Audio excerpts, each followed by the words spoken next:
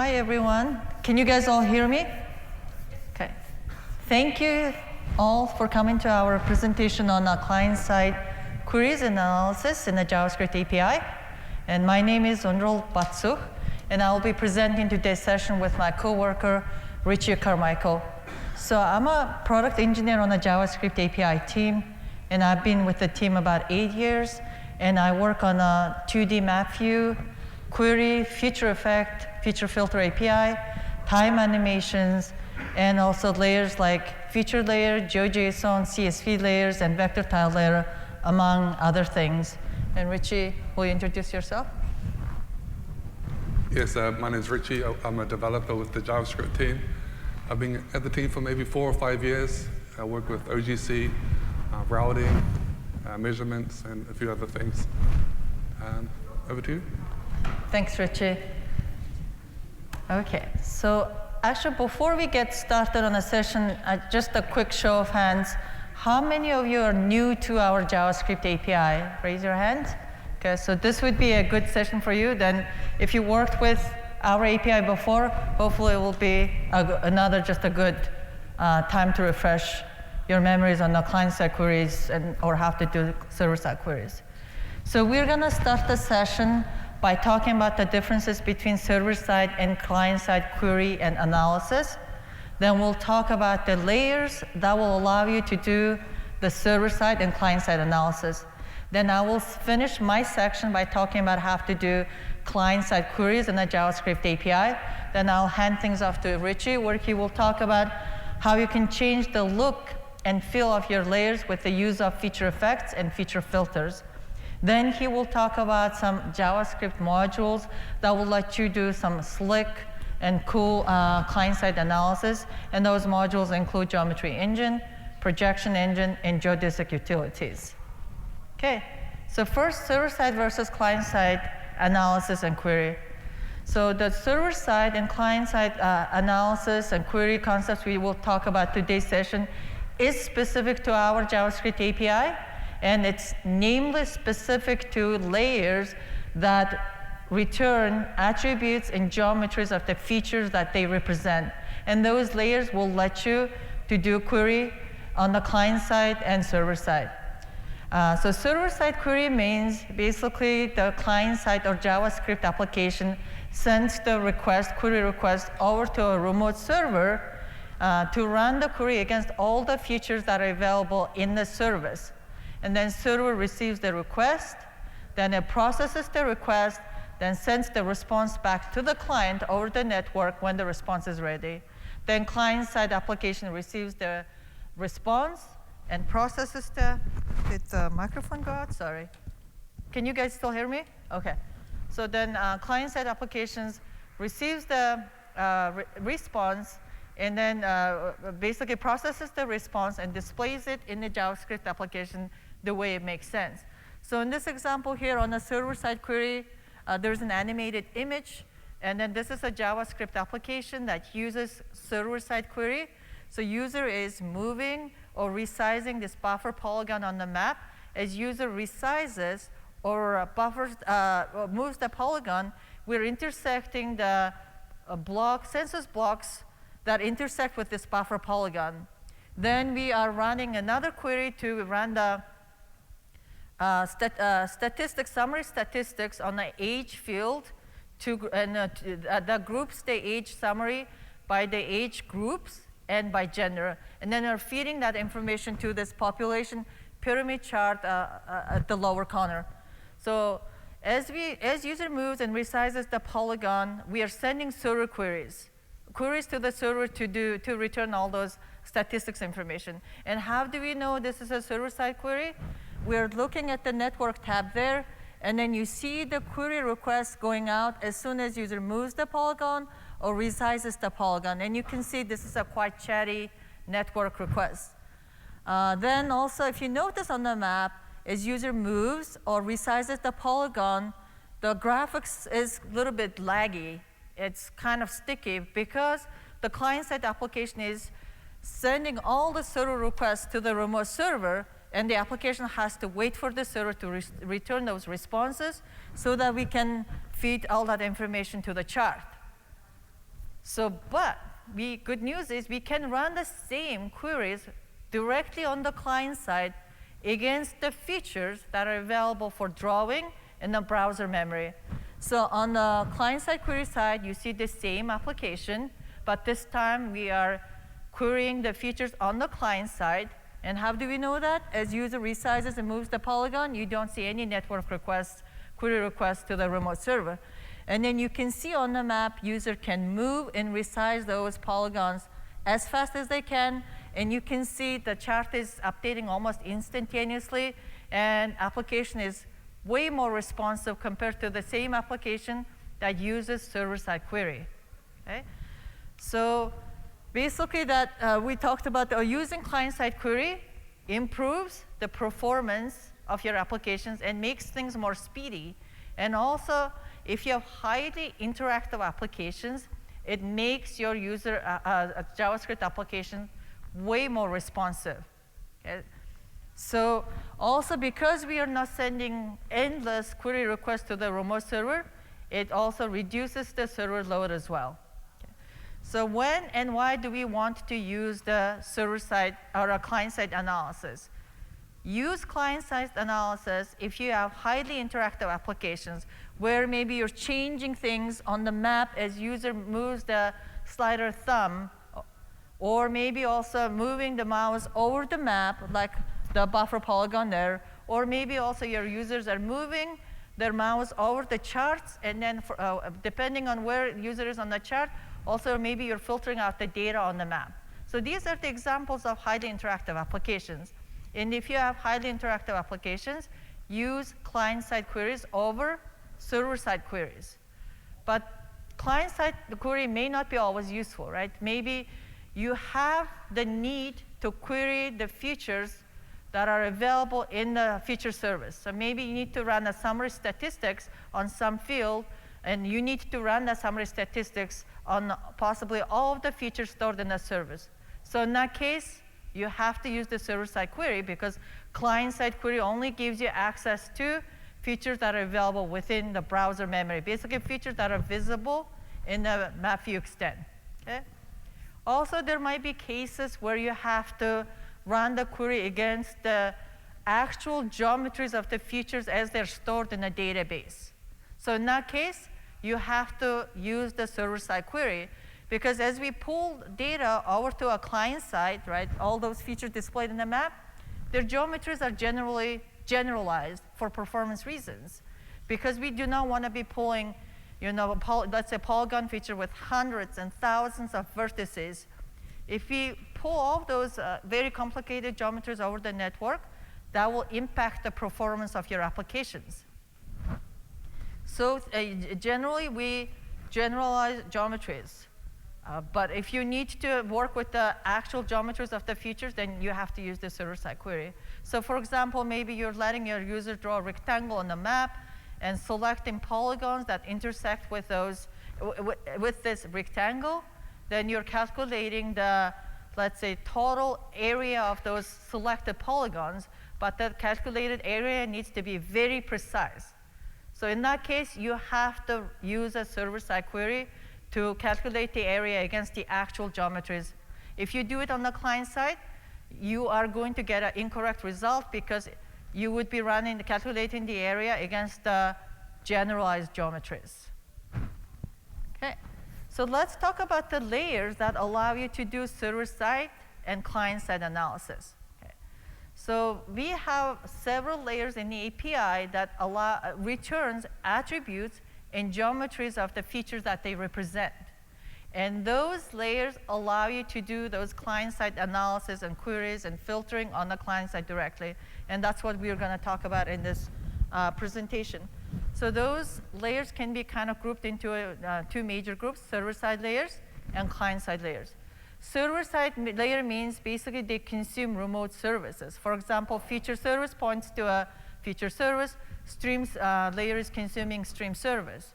And they stream or fetch their data on demand as needed, right? When user zooms in, zoom out, those features are constantly fetching new features from the server side. Or in the stream layer case, basically it's constantly fetching or streaming new features. And those layers will allow you to do both server-side and client-side analysis. Now, we have also a group of layers. We are calling it the client-side layers. So those layers will fetch all of their data at once at the time of the initialization. So for example, if you're adding a CSV layer to your JavaScript application, CSV layer fetches the CSV file from a remote server, and then stores all the CSV file and then the features directly in the browser memory. So once the layer is loaded and rendered, there's no more network requests unless otherwise application requests for it. For example, you can call a refresh method on your CSV layer to fetch the updated CSV file while after your application is loaded. So everything happens actually on the client side for the layers I listed here. Feature layer that created from client-side graphics, CSV layer, GeoJSON layer, WFS layer, and also a stream layer, client-side stream layer, I believe that was added 3 releases ago. Okay, so first demo. For those of you who are new to the JavaScript API, we have tons of documentation and samples on all of those layers. And there are a lot of examples of doing the queries on the client side and the server side. So I'm not going to go over all of those layers because we simply don't have time. But I'm going to call out the client-side stream layer because it's a fairly new layer. So let's take a look at stream layer. So in this application here, let me start the application. Hopefully it will load soon enough. OK, so in this stream layer here, I'm adding, we're streaming about 5,000 point features at a time. OK, so let me step back. OK, so what do people ask a lot is, they use the client-side feature layer that's created from client-side graphics. And then what they ask is, OK, we are updating those attributes and features of those client-side feature layer very frequently, like 10 seconds, 30 seconds. But we're talking about hundreds and thousands of features through apply edits method on the feature layer. But but the client-side feature layer, in this case, doesn't perform well because it's never meant to be used for data that updates with that much of high frequency. So instead, we suggest that you guys take advantage of the client-side stream layer if you have a data that needs to be frequently updated. So to create a client-side stream layer, we are creating a new instance of the layer. Then we are specifying the field schema here. The stream layer is going to have 3 fields: object ID, track ID, status. Then you have to set the track ID field on a client-side stream layer. Then we are going to stream features to this stream layer with a 100 milliseconds interval. And we will be fetching point geometries to the stream layer. Then we are setting a unique value render on our stream layer. Then we add the layer to the map. Now, once the layer is added, we are looping through this. We're calling this add feature function basically 5,000 times. We're going to add 5,000 features to this client-side stream layer. So let's take a look at the add feature function. All we are doing is there is a feature data array we just set up, and then we are adding new features to this array. So we're setting the feature attributes. Then we are setting geometry. The geometry is going to be randomly created. Okay. Then once that's called, we're calling the set interval JavaScript function, and this set interval function is going to run with a 100 millisecond interval. And that's why you see the points changing and the geometries changing quite frequently on the map. So in the set interval JavaScript function, we are looping through that feature data array we just created earlier with the 5,000 features. Then we are updating the geometry of our features, again with a random points. We're just moving it a little bit at a time. Then we are changing the status of a property of the attribute of the features to a random values. Then this is the most important part. Also, we're updating the object IDs of our features because we do not update existing geometries and attributes of the existing features. For stream layer, you have to stream new features with every time. Okay, so that's why we are changing the object ID there. Then we're calling, this is the most important one here, send message to client method on a stream layer, which allows you to send messages to your stream layer directly on the client side. This does not involve any server-side calls. Then the message type is features, which indicates we are adding new features or streaming new features. And then you pass in the array of the new features we just created. And this is the result. So if you have data that needs to update frequently and you want to do this on the client side, stream layer is the option for you.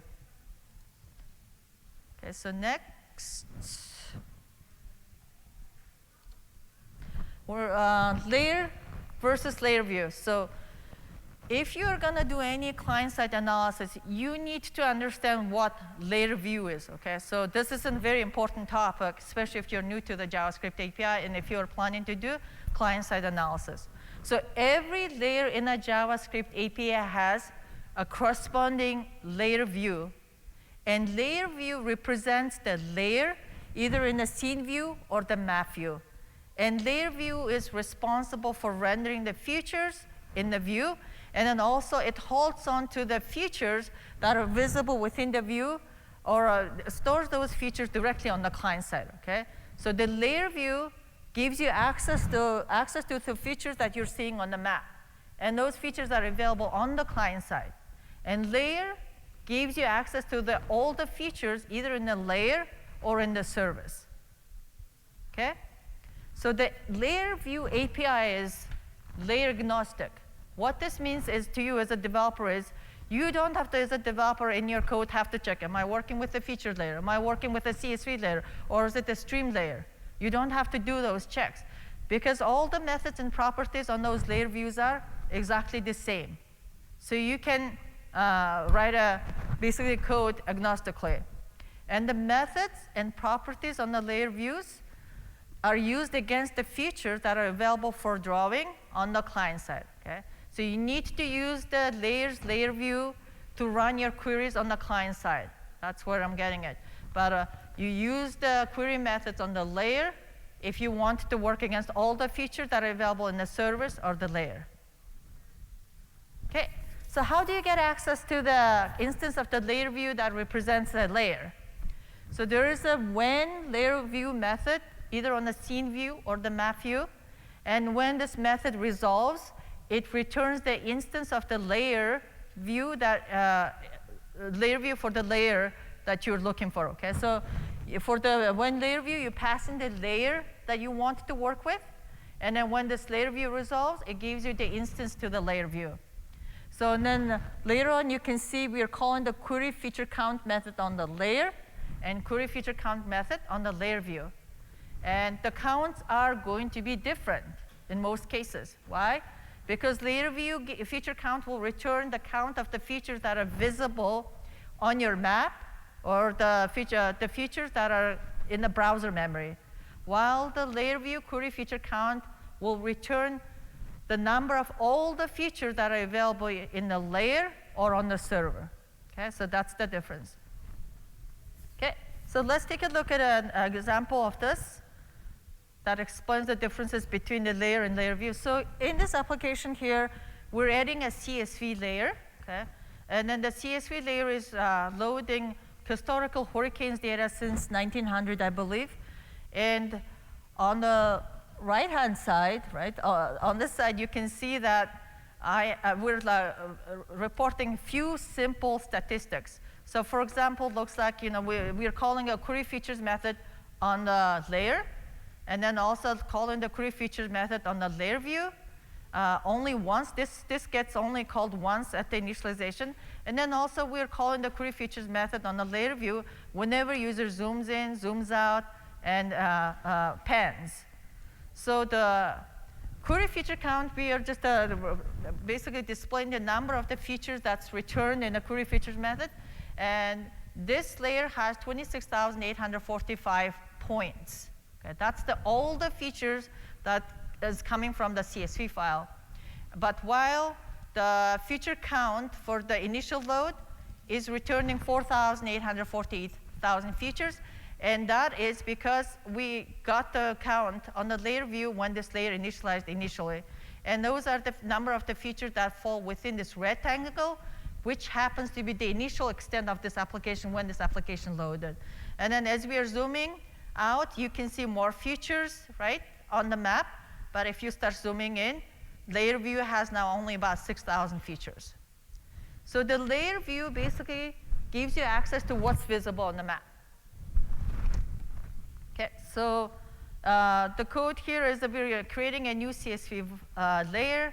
Then we are gonna wait for the, sorry, where is it? Layer view. So we are doing the same thing, waiting for the call in the when layer view method on our 2D map view, passing in our CSV layer instance. And then now this layer view basically represents the CSV layer on the map. Then we are calling query features methods on a layer view, and then also on a CSV layer. Okay. So at this point, like if you take a look at the network request, there's no query request going out anywhere because everything is loaded on the client side. So at this point, maybe some of you may be asking, okay, so then if it's a CSV layer, client side layer, if it loads everything on the client side, why would I ever want to run the query features on a layer view? Why wouldn't I run it on a layer? Because everything is in memory. That's true. However, if you look at the well-known idea here, this is the spatial reference. CSV layer CSV layers basically always loaded with in a projection, geographic coordinate system. Okay? So the CSV file, the API expects the longitude and latitudes to be basically in a geographic coordinate system. Okay? So we have to set the layers spatial reference to the geographic coordinate system. But then we are adding the CSV layer to the map where the base map is in the web Mercator. Okay? So when CSV layer, the layer view draws those features on the map, they need to reproject those points from geographic coordinate system to web Mercator. So if you see here, all the features that are available in the layer view is already in a web Mercator coordinate system, in a coordinate system of the map view. So if you're running queries, let's say if you're running a query on a layer, then the JavaScript API has to reproject all of those features to match the projection of the map view. Okay? So if you're working with thousands and hundreds of features, that will impact the performance of your application because we have to reproject those points so that we return the correct results. But if you run the query features on the layer view, the points are already projected, so no reprojection happens. So layer view query is still faster. Okay. Yep. So let's talk about the client-side queries. All right. So the query is just a way of asking questions from your data, right? So like, give me all the counties or states where the population is greater than 1 million, or display only the trees where the height and the diameter is above certain limit. Okay. So the query expressions are basically used to select the subset of features or records from your layer and table. Okay. So the queries can be spatial or attributes-based, or the temporally based, or you can use all three of those together. So in this example here, we're calling the query features method on a layer view. We're running a client-side query against the features that are available on the client side. Then we're passing in our query object. Then we are setting a geometry here. So this would be a spatial query. So we're going to select, this happens to be the earthquakes layer, CSV layer, let's say. So we are setting a rectangle, right? So the extent. Then the spatial relationship is going to be within. So we're going to select only earthquakes that completely fall within this extent we are specifying. And we're specifying in a spatial relationship too. Then I'll go down to the aspatial or the attribute-based queries. We're setting a where clause, and that mag field exists in the layer. Okay? So we're going to select earthquakes where the magnitude is equal to or higher than 5. Then also we're setting a time extent on our query. This is the temporal query. So also only return the earthquakes that fall between 1990 to 2000. Okay. So we are narrowing down and selecting subset of earthquakes that meet all of these three requirements. But this will happen on the client side because we are using the layer view. So been talking about layer and layer view, so you guys have a concept now, right? So layer basically either points to a remote service, or it's a CSV file or GeoJSON objects. Then you can get an instance of the layer view layer view for the layer, and we talked about how to do that. So both layer and layer views have many different ways to query your data, okay, to select a subset of queries. So there's a query features method, which returns the actual attributes and geometries of the features that meet the requirement. Query extent will return the extent that actually covers all of the requirements. And the query feature count will return, okay, there are this many queries, for example, in this rectangle. And then query object IDs will return the feature IDs of the features that you're looking for. And this exists, all these methods exist on the layer views and layers. Okay? So here's another way of looking at the query methods. Basically, it shows you which methods are not available in some of the layers. Okay? So let's see just a few examples before I hand things off to Richie. So here's an example. So in this example here, we added the New York restaurants data to the map. It's a featured layer. Then we have a moving point on the map that is moving along this line. And as it moves, you can see that we are basically filtering data.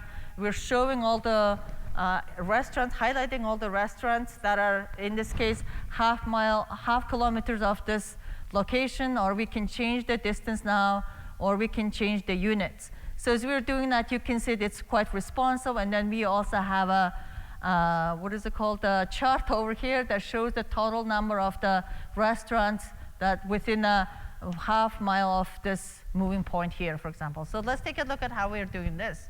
So we added the layer, the featured layer, restaurants layer to the map. Then we're getting the instance of the layer view that represents this restaurants layer.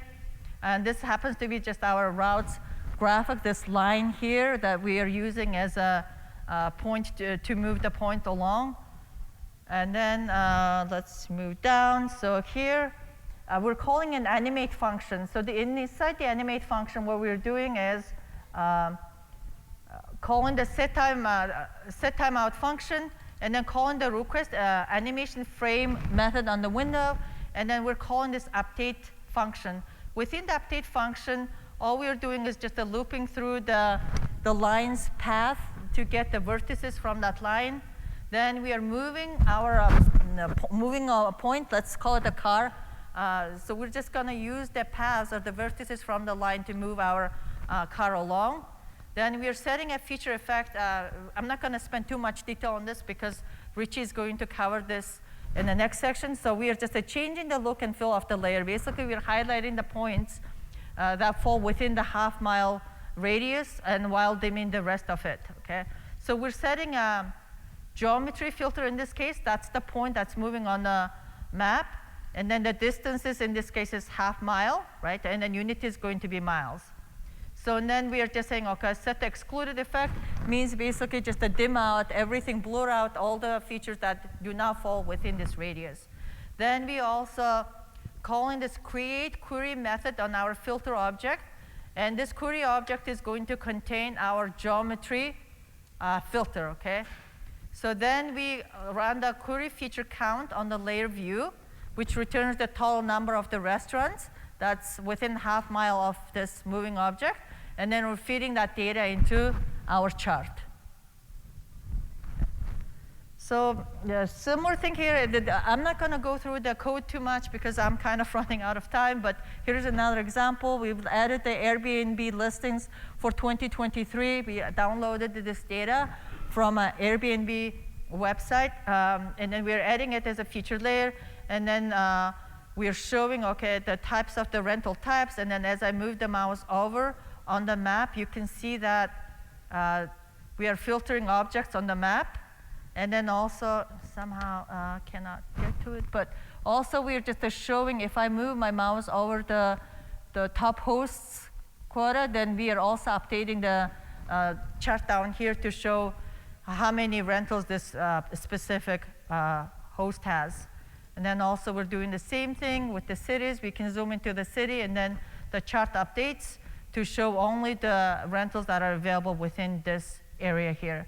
But we're doing this with the use of client-side layers. Basically, I'm constantly using layer view query features in this application because I want to run everything on the client side since this is a highly interactive application. So that concludes my part, and Richie is going to take over now. Thank you, Andrew. That was awesome. I'm going to talk about filters and effects. So first of all, filters. Filters are a way to view a subset of features from the layer view. So it could be that you want to have a temporal selection like just recent earthquakes, or I want to show just a special category of crimes, say just vandalism, or maybe like a spatial filter. I only want to see cities in Australia. So we can do that with filters, which allow us to modify the visibility of features. It didn't switch, I think. Sorry, okay. And yeah, so that's filters, what filters are. And because they're operating on the layer view with client-side graphics, client-side features, they're extremely fast. So we're going to go to an example of this. So here we're looking at approximately 84,000 seismic events. And I can quickly filter these seismic events based on the source.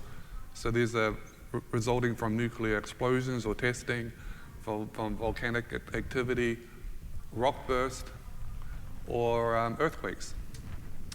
So it updates very rapidly. And in addition to the type of seismic event, we can apply a temporal filter as well. So here we're looking at only 2 decades at a time, starting from the 1900s, and I can just adjust this time slider, and the amount and the seismic events that satisfy both queries are displayed on the screen. So as you can see, this is very fast. As access in the layer view is no additional queries going to the server. They're just all done locally. So that's filters. So this is so how filters defined. So as Andrew was showing, we create a feature layer, in this case from a URL. We add that layer to a map view. Then using this query when layer view, I can obtain the layer view of the layer. And once I have the layer view, I can set the filter property, which defines the conditions of the filter. For example, I can set a geometry, a time extent, or basically a where clause. This controls the visibility of those features that are displayed. Now we're moving on to effects, which are sort of similar. Effects applies a visual effect based on a filter. So we can apply effects to included or excluded features. Included means those features that satisfy the condition. Excluded means those features that do not satisfy the condition. So we can use this technique to either accentuate features that satisfy the condition, or we can de-emphasize features as well. So for effects, we can use any CSS filter, like the ones listed on the right-hand side, with the exception that we cannot use the URL property. That's referring to an external SVG file, nor can we use relative values like EM and REM, because these effects are not relative to a document. So only absolute units can be used.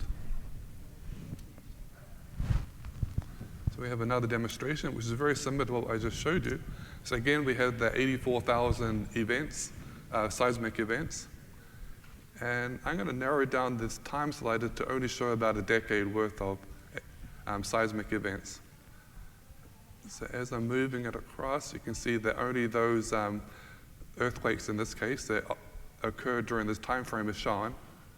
And all other events are shown with this grayed out icon. So this is pretty useful because I can see the context of these events relative to all historic events. So in this case, I'm de-emphasizing those seismic events that do not satisfy the filter.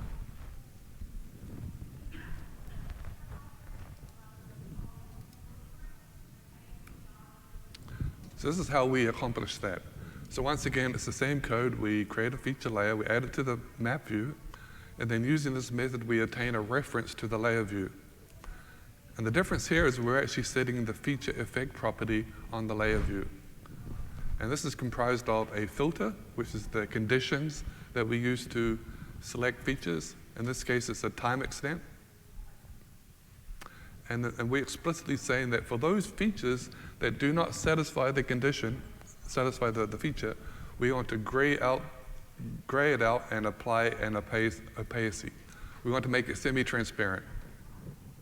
So basically, we're de-emphasizing those seismic events that do not satisfy the time query. Now, I'll do the opposite. I want to emphasize those features that satisfy the query with this next demonstration. So I believe this is every city in the US. And what I'm doing is, as I'm moving my cursor or the pointer around the screen, it is highlighting or emphasizing all cities that fall within 300 kilometers of my mouse. Again, this is all done client-side. It's very fast. It's very responsive. So we can see how we did that. So in that demonstration, I was listening to the point and move event on the view. This is whenever the person moves their finger on a touch screen or moves their mouse. So every time the pointer moves, I grab it, a reference to the layer view like we did before, and we're constantly updating the feature effect property, which includes an updated filter. So this filter is saying, select all features that are within 300 kilometers of the mouse. And for those features that satisfy this filter, invert the color and apply a bloom effect. Bloom is sort of like this halo effect that you saw.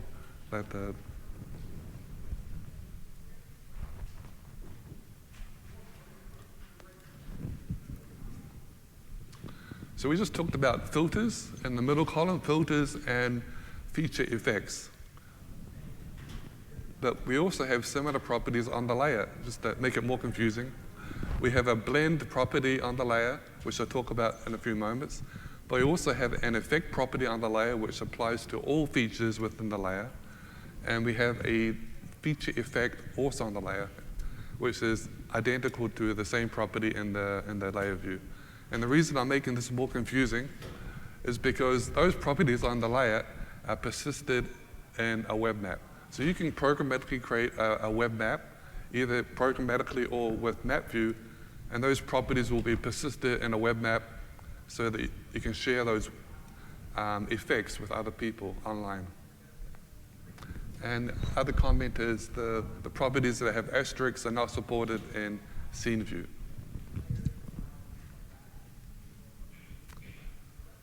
So I'm going to have a quick look at what blending is. This is another client-side. Oops, I'll get it. Here I have a map of the world, and whenever I click on a country, the map will zoom to the country, and it will fade out the background. So basically bringing attention to the country. And you notice there's a bit of a halo effect here as well. And I'll just click another country, I'll say Germany. Again, it zooms to it, it fades out the surrounding. This is quite a cool effect, and this is achieved with a blending. So this is achieved by basically creating a mask. In this case, it's a graphics layer, and it contains two features. The first feature is a worldwide transparent box, and the second feature at the bottom is an opaque graphic with the same geometry as the country I clicked. But the interesting thing here is this layer has a blend mode, destination in. So basically any pixels that overlap the opaque country layer will be shown and everything else will be hidden so that the base map basically shows through, bleeds through to the screen. Lastly, we have an effect, this bloom effect, which what achieves that halo around the countries that you saw. So like a transition from opaque outline to transparent outline. Now we're going to move on to something different. This is the geometry engine, which is comprised of 30 analytical functions. There are basically three types of functions that we have. The first types are the functions that generate new geometries, like buffering and clipping. The second type is those which return a true or a false. For example, do two lines cross, yes or no? Is a point within a polygon? And the third category is those which return a value, an analytical computation. Like what is the area of a polygon? What is the length of a line? Give me the geodesic length of a line or the planar length. And there are two flavors of the geometry engine. There's one which is synchronous and another which is asynchronous. And the reason why you'd consider using the asynchronous geometry engine is if you have a very complex computation. Because if it takes a long time, you don't want to lock up your application. You want to have that analytics performed in a thread. And you can wait for the result to be computed, and then you can basically await the result and not have to lock up your computer. So we have a little demonstration of this. So on the right-hand side, we have a graphic that I can click. There we go. So as the graphic touches the outline, it's doing a comparison, a polygon and polygon comparison. And when it touches the edge, it turns red. And likewise, when it touches these buffers, schools, it also turns red. So I'm going to change this just to show you that it's real. So again, it changes color whenever there's overlap, and it actually doubles as a video game.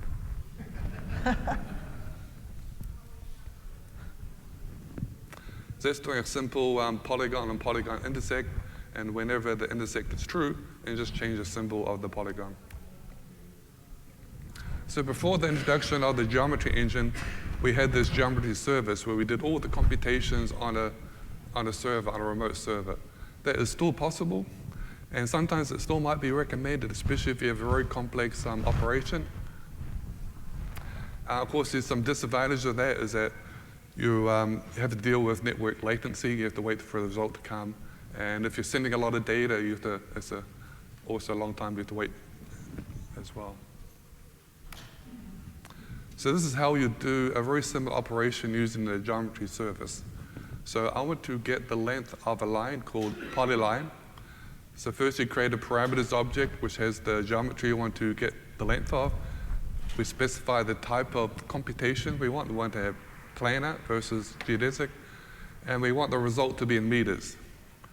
Next, we create an instance of the geometry service with the URL to the geometry service, and then we use the length method to get the length of that line from the server, and we await the result because this is asynchronous.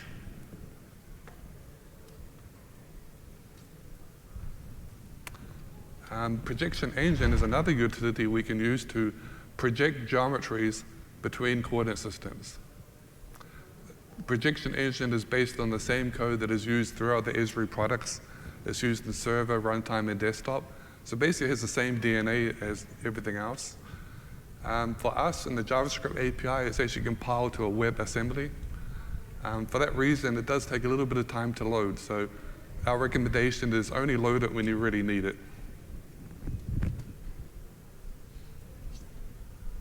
And we have a little demonstration of this.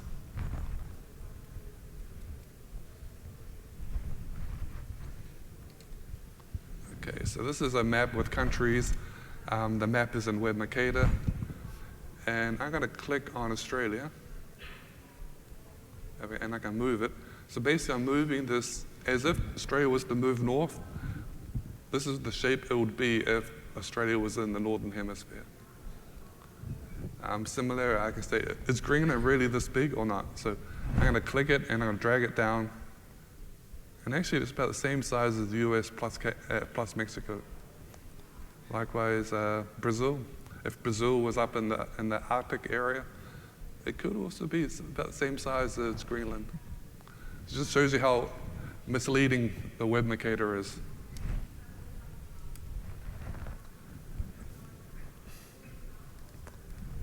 So this is done by the following. So whenever we click on the map, we use the view's hit test to obtain a reference to the click country. So here's the country here. And then we're going to project the geometry of the country to an equal area projection. And it's this equal area projection that we're actually using to transform around when I'm dragging the country around. And that modified projected geometry is then added back to the view to the default graphics layer of the view. And then the map view will automatically reproject it back into Web Mercator. So all the analytics you see of the dragging is being performed in an equal area projection, but it's displayed in Web Mercator. So here on the right-hand side, we have the live application, the source code, but also an interesting video by our colleagues a few years ago, which is literally titled, Literally Anything About Web Mercator.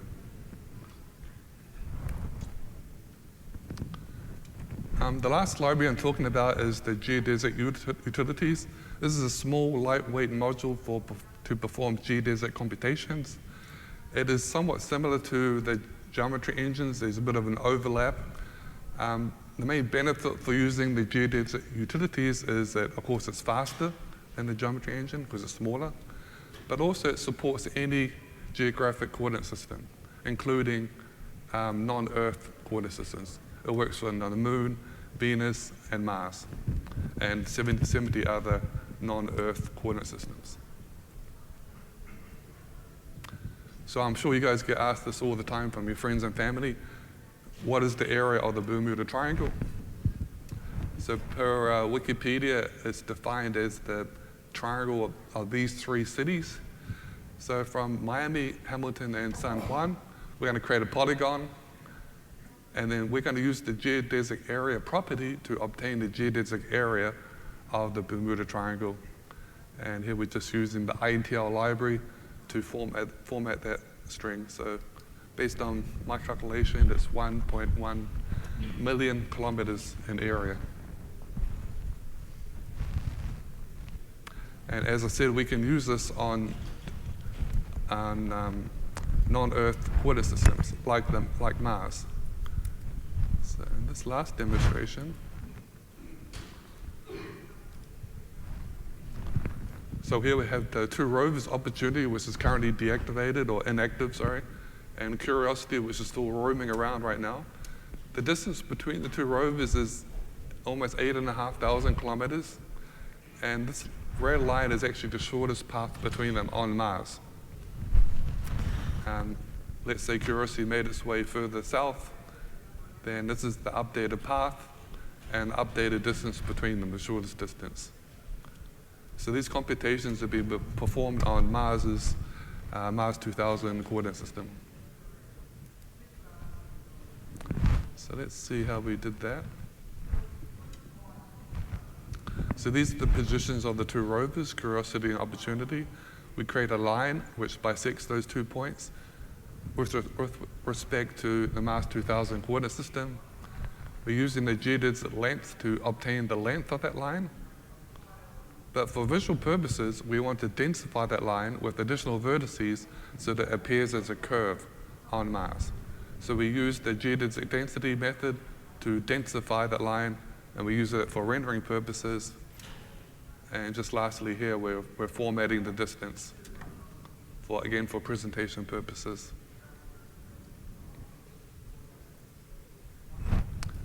That's the end of our main presentation. There's a QR code to the upper right which links to our group's blog, which describes all the sessions we have at the conference this year. And these are all the upcoming JavaScript presentations. These 2 more tomorrow and 2 more on Thursday.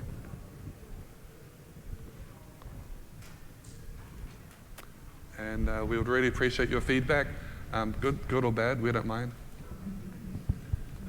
All appreciated. Do you have the samples up on the samples? Yeah, so these are links to our sample code for each of us, but also the presentation will be published that contains all the links you saw today.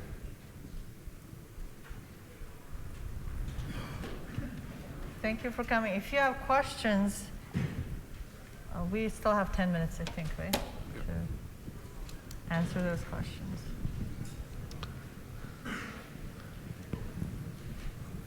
Any questions at all? Here. Oh, sorry. We have a microphone that we're supposed to hand out so that it gets recorded.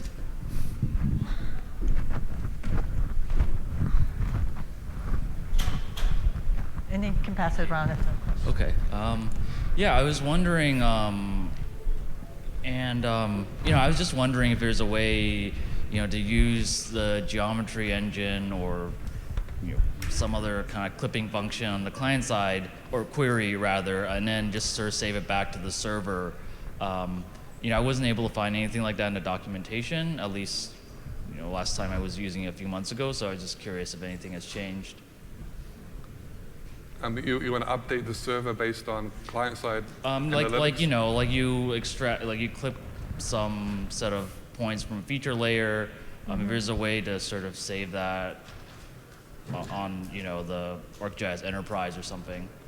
Yeah, you can certainly edit. You can do your local analytics, and you can apply those edits back to the server. If you're working with a feature layer, you can call the apply edits method and pass in the objects you created on the client side to the server. Okay, all right. Yeah, thank you. And we have a lot of samples that shows how to use apply edits method or editor widget to have to do editing. Thank you. Okay, thanks. Hello, thank you. So combining client-side stream layers with feature filters, we found to have very significant performance impacts. Okay. Do you have any best practices for combining those two capabilities? So yeah, you're talking about the client-side stream Yes. layers. So I would suggest, actually, if you come to the island, JavaScript island, if you look for Jan Cabin, he may have suggestions how you can improve the performance. I'm going to refer that question to him. It's Okay. Jan, yeah. Our We solution can was actually just- walk over there now if you don't have any session, yeah. I was to say our solution was just don't do that. Oh no, I mean, it Pre-filter the should data. perform, from our tests, it's been quite performant. We may have to look at what you're exactly doing or what you're editing or how often. So maybe we can talk about how the specifics of the client-side stream layer you have and then go from there, yeah. Thank you. Yeah. Okay, Okay. Thank you. thank you. Appreciate it. Cheers.